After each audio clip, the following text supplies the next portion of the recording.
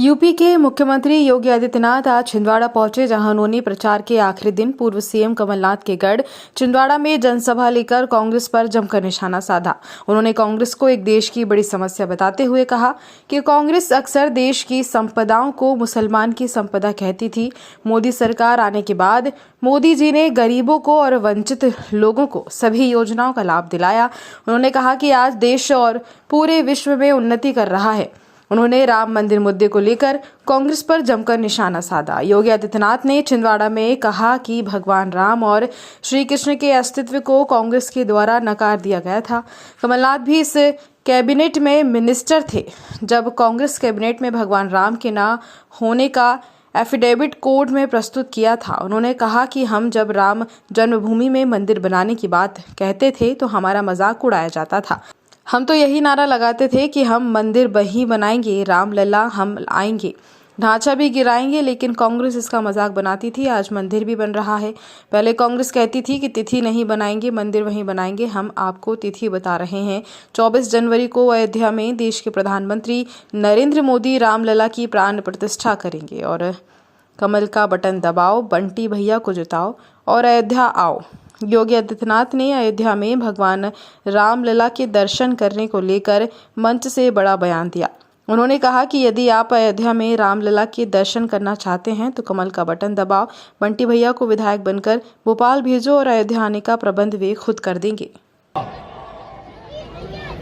प्रचुर प्राकृतिक संसाधनों से समृद्ध एक ऐसी विधानसभा है भाइयों बहनों, जिस विधानसभा को कांग्रेस ने आजादी के बाद से ही विकास से वंचित रख करके, बुनियादी सुविधाओं से वंचित करके और पीछे धकेलने का काम किया है।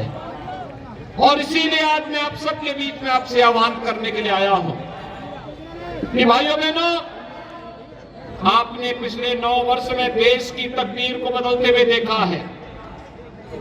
एक नए भारत का दर्शन किया है। एक ऐसा भारत वैश्विक मंच पर जो 142 करोड़ भारत के नागरिकों के सम्मान को बढ़ा रही है। एक ऐसा भारत जो दुनिया के अंदर भारत की ताकत का एहसास कर रहा है। एक ऐसा भारत संकट में फंसे हुए मानवता को एक नई राह दिखाने वाला भारत।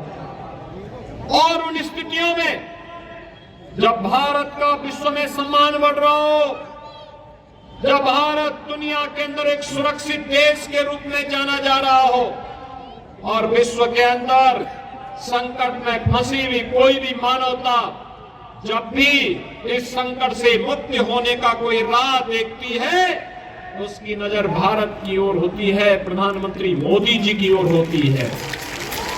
भैया बहनों, दुनिया की नजरें बदली है भारत के प्रति, निगाहें बदली है भारत के प्रति, उनके दृष्टिकोण में बदलाव आया है। और एक कारण इसलिए है क्योंकि भारत ने अपने आप को आत्मनिर्भर भारत बनाया है।